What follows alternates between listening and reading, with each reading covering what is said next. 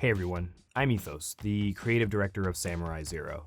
Today, I wanted to share on my channel our brand new initiative for sharing some of our development process of Samurai Zero, a third-person multiplayer action RPG. So this is a new shift in the direction of my channel going forward during the development of Samurai Zero.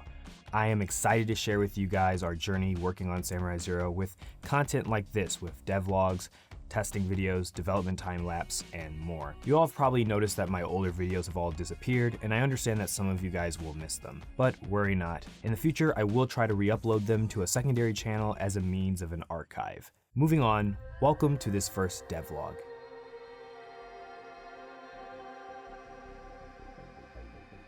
Today, I wanted to focus on the first core aspect of our game, movement, with our fastest samurai, Rider.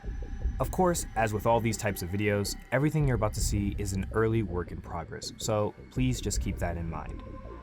For us, movement in Samurai Zero is ensuring players always feel in control.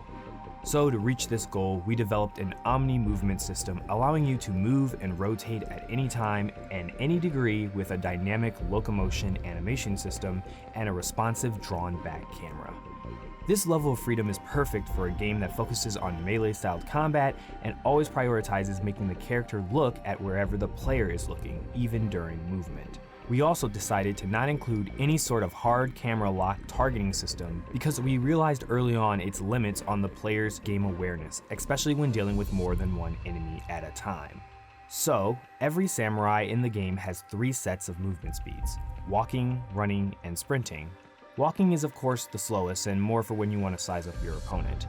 Running is anytime you input any sort of directional movement. This is usually the default movement speed players will be using while in combat. And finally, sprinting is the fastest mode of movement, allowing you to reach locations quickly. However, unlike running, while sprinting, you cannot strafe left and right due to the boost of momentum. We are still messing around with the speed values for these 3 movement modes, as well as how to balance them either universally or separately for every samurai that will join the roster. Being more of a fast-paced game, we felt it necessary to include a nice jumping system. During development, we experimented with multiple types of jumps, trying to find which one best fits Samurai Zero. Starting with a tried and true double jump, a more floaty glide jump, and finally, we even experimented with the usage of a strafe jump. Each of these jumps were fun and responsive, while having their own distinct advantages and disadvantages for traversal and combat. So when it finally came time to decide which one to go with, however, we decided, why not all 3? Yep. After separating our jump system into components, players will be able to customize which jump they wish to use during gameplay.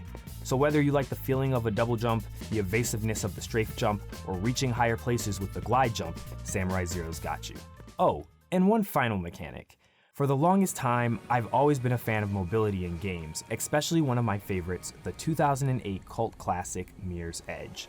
That game left a huge impression on me, as well as the evolution of FPS movement in Respawn's latest Titanfall games. I've always wanted to give Samurai the ability to feel as free as I felt in those games. So, after a lot of iterating and revisions, we have finally taught Samurai how to wall run. Designed with traversal in mind, wall running opens up a whole new dimension when it comes to us designing maps and even combat. We decided once implemented correctly, wall running would be a core movement function for players, and not some limited afterthought for a small section of a map. So at least in this first iteration, we have enabled wall running to work on almost any surface of a level. In furthering our implementation of wall running, we designed this system to work in tandem with our jumping system, further allowing players to chain running, jumping, and wall running together. This version of wall running is still pretty early on, as you can see, but so far as a proof of concept, I'm pretty excited about it. And I think that's pretty much going to cover it for this first look. We have so much more to share with you, including combat mechanics, additional gameplay features, and brand new samurai. So subscribe and follow us on Twitter.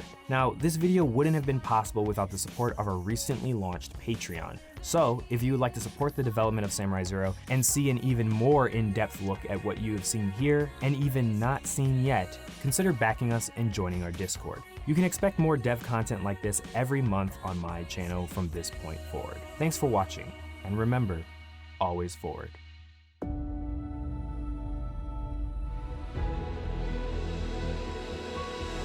How many would this be, Ray? 1 step forward, 2 steps back. Why keep what you've learned about the City of Glass? You tell me. As soon as I catch up to you.